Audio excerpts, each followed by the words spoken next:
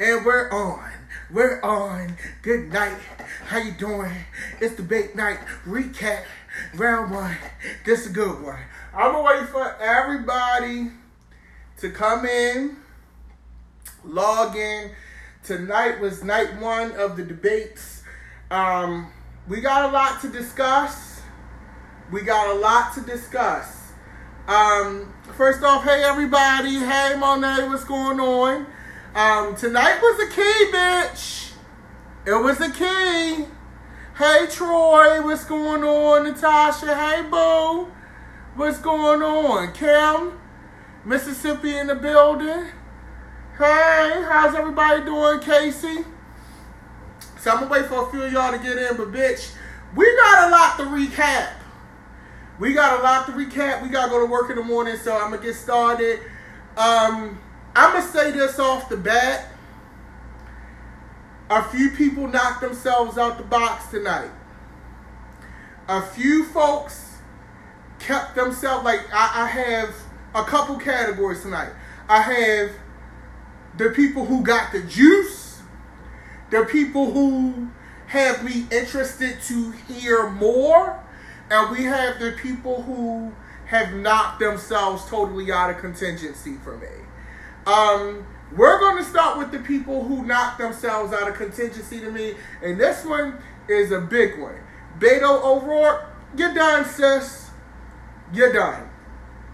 I think for what he was doing for his campaign in Texas and the celebrity attention and everything gave him a spotlight. But to be honest, he's not ready for this. He's not equipped. He's not sharp enough. He doesn't have the guts, the gusto for the long haul for this arena. Long story short, Beto ain't got the juice. It was cute. It was a nice moment. But tonight for me sealed his fate for me as a voter. And I think to a lot of people in the country. In this tank, he can't swim with these sharks. It's not what it need to be. Tim Ryan. Niece. It's a chop. It's a chop, Tim Ryan. You don't have the finesse. You don't have, like, honestly, you don't seem that intelligent. You seem kind of like a meathead. On the national stage. Tim Ryan, it's a chop for you, sis. I'm sorry. I don't live.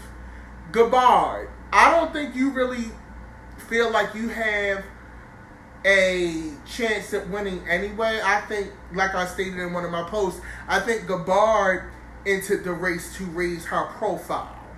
I think, whereas with Beto, I think Beto initially, when the candidates started rolling out, even, myself, I'm like, oh, this bitch might be a problem. Whereas with Gabbard, she never had a shot, and tonight she further submitted that she, like, sis, number one, you got some issues, with homophobia and things like that. It showed because your skin looks fucking horrible on camera. I don't know. Maybe you need to be friends with the girls, sis, because they could have got you some Sunday Riley, a little Neutrogena or something to clear that goddamn lizard skin you got on your face, bitch. And these TVs is high definition. These TVs tell the fuck on you, bitch. So if you ain't got the right coverage, you need full coverage. When your skin look like that, bitch, you need full fucking coverage, bitch. You need some motherfucking Pat McGrath out this motherfucker. That CoverGirl collection, bitch. Even Mac, bitch, that's not going to cut it. You're going to need stage and theater makeup, sis, to cover all those bumps. You be rolling on the river, bitch, okay? At this point, it's a chop for you. Now, for those people who have me interested, here's an interesting dilemma. Because, Cory Booker's another one. I think he's going to stay in because it's Cory Booker, but I never thought he had a shot. And tonight, further submit. Cory is just not. Cory Booker.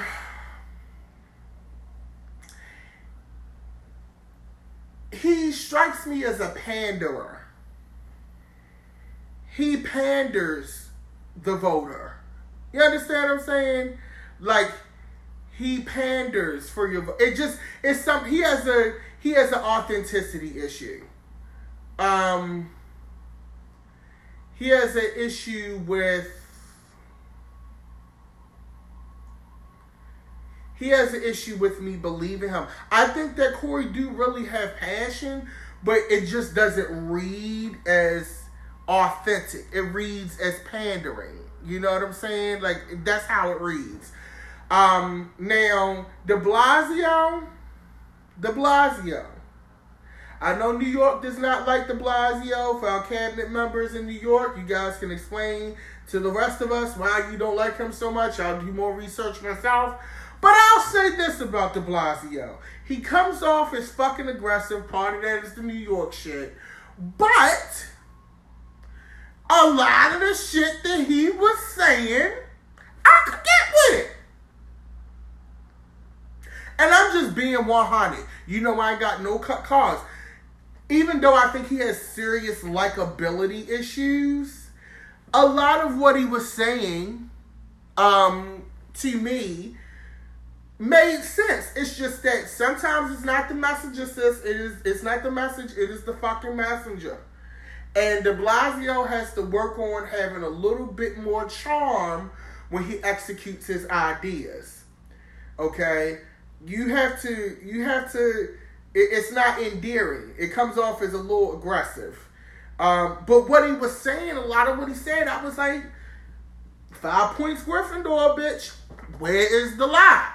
Now, John Delaney, from Maryland, he had, I like his sensibilities. I'm a Marylander. I was born and raised in Maryland. I'm from Baltimore City. So, you know, whoop, whoop, Maryland. But he's a little bit too practical. Like, in Maryland, we're very, 1 + 1 = 2 type of state. You know what I'm saying? Like, bitch, common sense. And when you're running for the president of this country, there's a certain amount of theater that has to be involved. This is show business. I've always said that. This is show business. There's a certain amount of theater that has to be involved. And I think that John Delaney, he had a moment where he stole a moment from Beto with the healthcare shit, about private healthcare. And he stole that moment, and I was like, okay, bitch, you picking up. But he didn't quite recapture that twinkle that he had at that time. I think he's a little too practical. A lot of shit that he says makes fucking sense. I'm here for it. But what we have to keep in mind is we also need a person that's practical and that has good policy, but we also need somebody who can steal votes from these red states and get these people to flip and really battle Donald Trump. And I don't see that in John Delaney. Now, Jay Inslee. Now, y'all know I think he's fine. Yes, bitch. I'm here for Daddy Inslee, whatever the fuck his name is. He has done some great things. I actually looked into his record. And Jay Inslee reminds me that this is show business because I wasn't checking for him. But the way he physically presented, and this is something that we have to also keep in our minds, guys, that when we're looking at these candidates, yes, we're looking at issues, we're looking at these things, but we also do, whether we do it intentionally or know we're doing it, we do grade people based on appearance and their charm and likability and their personalities. That is just a fucking fact. I would have never looked twice at Jay Inslee, but when I saw him in his debate, he's one of the best looking motherfuckers on the stage. So I was like, bitch, what's T? Let me look him up. Let me see what he's giving. He's not fucking bad. I want to hear more. Do I think he has a chance at winning? No, but he might make it to the convention. We'll see. Now, who else we got left? Julian Castro.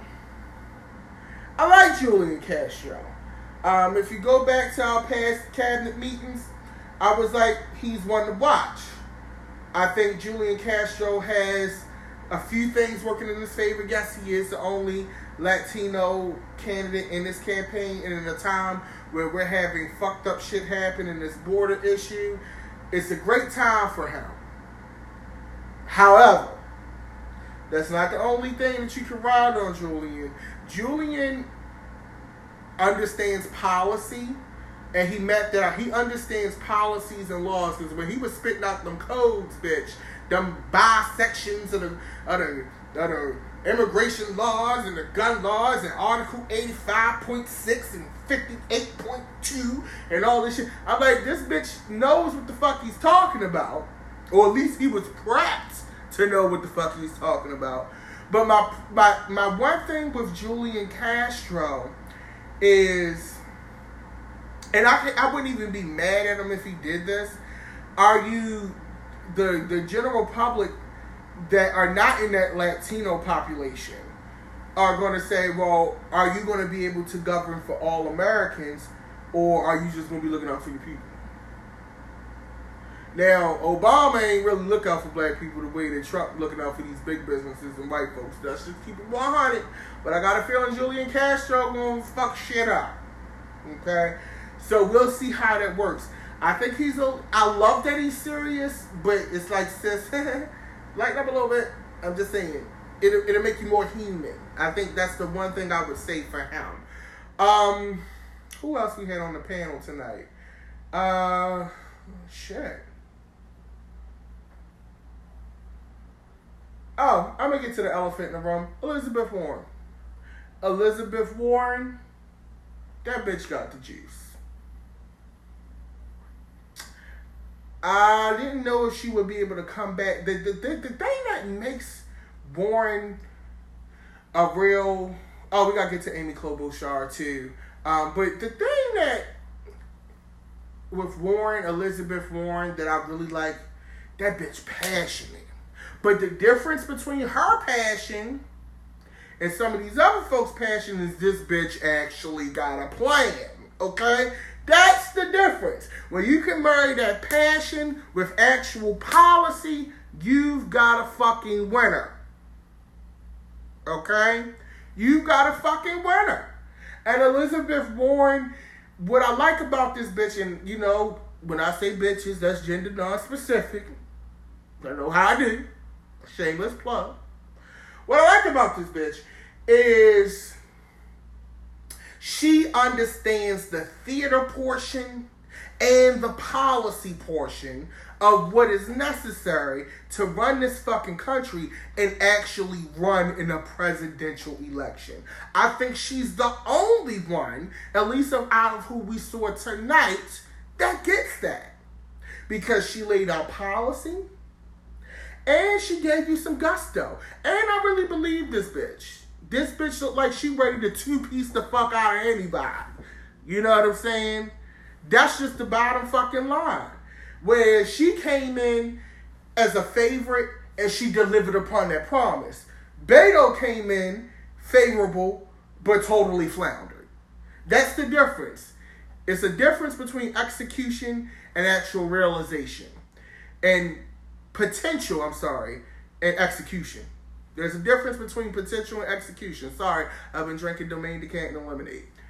And I think that Elizabeth Warren has all of the pieces, in my opinion, to go the distance. I really do. I'm not giving her my official Secretary of Shade endorsement, but this bitch got the juice. That bitch with the horrible pixie cut and the off-the-rack pantsuits actually got a motherfucking shot. And Bernie Sanders, you need to be concerned, because if you're following and you're looking at policies and what they want to do, they're actually kind of the same candidate, give or take a few things. They're the same candidate in how they play the game. They're the same candidate in a lot of their policies. And they're the same candidate in a lot of their ideals. The difference is, and I'm being honest, Warren is younger. She's a woman, okay, and she knows how to battle.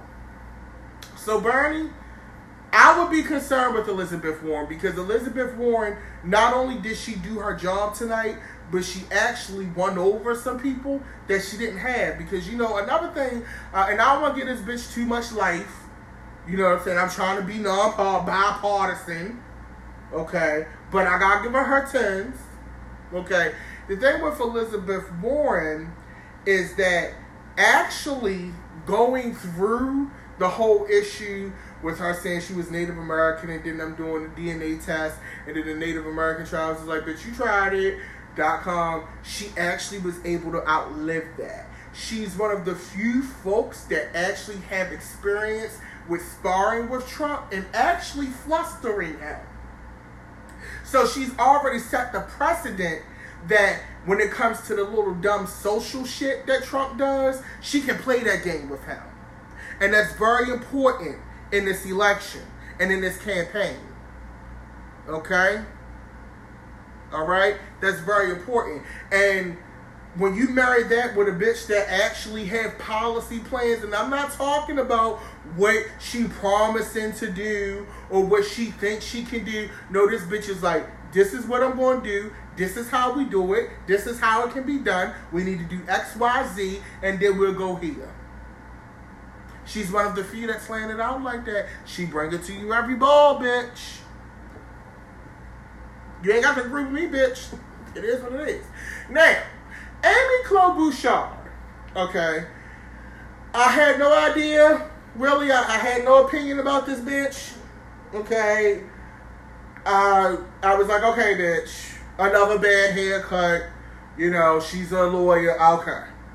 But I love Amy Klobuchar's temperament. What was interesting about Amy Klobuchar in this debate is that she was one of the few candidates that people did not cut off. And I found that interesting because she did not yell. She did not raise her voice. She just was even. And she managed not to get cut off and to actually be able to speak her piece in regards to her issues. Now, do I think Amy is a winner? No. As I stated on one of my posts, I think she'd make a hell of a Secretary of State. I think what Amy Klobuchar did for me tonight, she did not convince me that she could be a president, but she convinced me that, you know who Amy Klobuchar give me, you know what kind of tease she's giving me, bitch, and we gotta lean in because y'all gonna gag on my 90s children, my 80s babies, and all you old bitches, okay? No shade, you know I love y'all. Amy Klobuchar give me slight Janet Reno tease. She gives me a slight Janet Reno tea. For those of you who remember Janet Reno, you know what the fuck I'm talking about. I'm here for her to work in the administration. I'm not convinced that she is a presidential nominee or a presidential candidate. But I am convinced that this bitch needs to be working in the cabinet. Okay? Shout out to the cabinet. Okay? But I think she should definitely be picked up to work in the administration. I don't think she's a president. Once again, guys, I'm not giving her the seal to move forward. But I think what she did for me is she definitely proved to me that this is a bitch I want in the cabinet helping run and make decisions for our country in this. But she's not a presidential candidate. But I like the bitch. I'm not going to lie. I like Amy Klobuchar. She won me over. I think the bitch is pretty cool. Gabbard, you ain't got a shot in hell. I'm not here for you, sis. And that whole, when they asked you about your LGBTQ past and all that, it was a nice cleanup. And I really do think that you have, I really do feel like she has had some training and some experience with LGBTQ folks, that she probably doesn't feel exactly the way that she stated she felt so many, those years ago. But I just don't, even outside of that, I just don't see it for her at all. I think overall tonight's debate was a great start. I think what this debate did was it definitely, now we can kind of put personalities and faces with these people. Because it's one thing for me to sit and go through all these candidates, but it's another thing for us to see them live and in living color, see how they respond under pressure. Beto is an Instagram girl. Beto is like that entertainer that sounds good on record and looks good in pictures, but you can't perform live. Like, I wouldn't go on the Beto O'Rourke tour. You know what I'm saying? Like, he's that girl, okay? Whereas people like the Elizabeth Warrens and things like... Elizabeth Warren is Beyonce, bitch. She sounds good on record and she can perform live. Jay Inslee, he's a sleeper, bitch. You're like, oh, I ain't know he had an album out. And then when you put it on, it's like, okay, bitch, this is cute. That's what he giving. Cory Booker is Drake, bitch. I know that you popular. Yes, you got some hits, bitch, but you just irk my fucking soul, okay? I don't know why I don't like you, but I don't really get life. The Blasio, that motherfucker is 50 Cent, yo. Like, he just, like, every now and then he say some shit that's just like, yeah, motherfucker, but you just like, that motherfucker irky. But yeah, that's how I feel about tonight. Leave your thoughts in the comments. But tomorrow is gonna be interesting, bitch. I think tomorrow we got Bernie, Kamala, and a few other folks. I can't remember all of them. You know, it's a lot of them. But tomorrow should be interesting. I think that Bernie's definitely going to show out tomorrow. For sure. We got Joe Biden in this one tomorrow, I believe, too. So that's going to be interesting. I think here's my predictions for tomorrow night. I think that number one, here's what I think overall in the race, because everybody thinks that Joe Biden is the front runner. I think Joe Biden is the Jeb Bush of this campaign season. And when I say he's the Jeb Bush of this campaign season, meaning that he has all the money, all the tools, all the history to win, but he's going to get knocked out the box. He's the favorite, but it's not going to happen. I think Joe is taking too many hits right now, and I think it's the issue of the ants and the elephant. Sometimes your past can come back to haunt you. And I think that in Joe's case, it is. And I think there's this effort, this concerted effort by not only, just his record, but also the other candidates that they know he's a front runner. And so the enemy of my enemy is my friend. And I think that they're going to all pounce on him.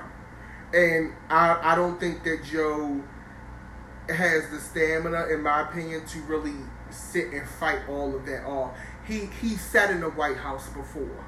So it's not like, he hasn't done it, even though he hasn't been the president, but, he was vice president for 8 years. So I think he going to be taking hits all night, tomorrow night. I think Bernie is like, Bernie to me is like the Donald Trump of the Democratic Party. And here's why I say that. Meaning that for a Bernie voter, it's nothing you can tell them. Like, it's no way you're going to sway a Bernie voter. Like, that's just what it is. Like, they're set in stone. That's what they are. And that's something that I don't think that the candidates tomorrow should try to do. I think the way that you combat Bernie Sanders is with actual policy and making him actually map out how he's going to do all of the shit. Like, make him explain his policy. Make him explain it. That's how you combat him, because you're not going to beat Bernie on passion. You're not going to beat Bernie on political theater. You're just not. So you're going to have to go the policy route and go into the fine details. You're going to have to fight Bernie in the fine print. You're not going to be able to beat him on that level. Kamala, because I think she's one of the few women on this panel tomorrow, that's working in her favor. I think also too, her Senate, committee hearings and just her overall presence will help her. But Kamala, you better have them policies together, sis. They gonna get you on policy. You gotta have, because you already flubbed when you said universal health care when you first announced. And all of the Democrats pounced on you about that. So I hope that Kamala really mapped out her policies, and she has like real plans. Like that's the fight that she's gonna have to have, and she was a prosecutor, so she's gonna have that piece of it as well to deal with. But she's gonna have to really map that out. And also too, it's gonna be a fight for camera time because a lot of the questions. Because we got to remember, this is also a debate on the television network, so they know who people tuning in to see. You're going to have the other candidates are going to have to fight their way for camera time, and I think Jay Inslee did a great job of that tonight. I think that Blasio, even though he was aggressive, he made sure he got his camera time, which we talking about him. I think the other candidates tomorrow, they're going to have to fight for camera time from Bernie, Biden, and Biden especially. They're going to have to fight. You're going to have to really separate yourself from the pack early on and really, you got to go head to head with them too. You're going to have to. That's the only way you're going to get camera time because they're going to direct all the questions to them. Just like they did tonight with Elizabeth Warren. They started the debate off, all of the questions was for her. So you gotta really fight that in. But overall, I think it was a spirited night. We were supposed to have a cabinet meeting tomorrow at 7:30, but in light of it being debate night again, we're going to go ahead and just do a recap again tomorrow night at 11 after tomorrow's debates. And, discuss all of that. And then what I'll do is we'll discuss, after watching both debates, out of the two debate nights, who are your faves? Who do you see as a front runner? I think tonight the clear standouts were, of course, Elizabeth Warren. For me, Julian Castro did a good job. Jay Inslee was one of my faves. De Blasio, whether it was right, wrong, or indifferent, he made himself known. Cory Booker is Cory Booker. I don't like Amy Klobuchar. She ain't got a shot at hell, but I liked her. But overall, we'll talk about this again tomorrow at 11 o'clock. Same bad channel, same bad time. Don't forget, subscribe to my YouTube, Secretary of Shade. My album, Beautiful Gowns, comes out next Wednesday, July 3rd. Tickets on sale for my release show, Soap Powder at Metro Gallery. All those links are available on my page, on my Instagram, at GODDM, Secretary of Shade on YouTube. Follow all of that. I'll see you guys again tomorrow night. We can kiki and talk about this shit. This is fun. We haven't had a good time like this in a while. I am looking into books, but right now it's debate season, and I think things are getting ready to pick up. So we'll look into that. But you guys have a good night. Be safe, rest well, and I'll see you tomorrow night at 11 o'clock.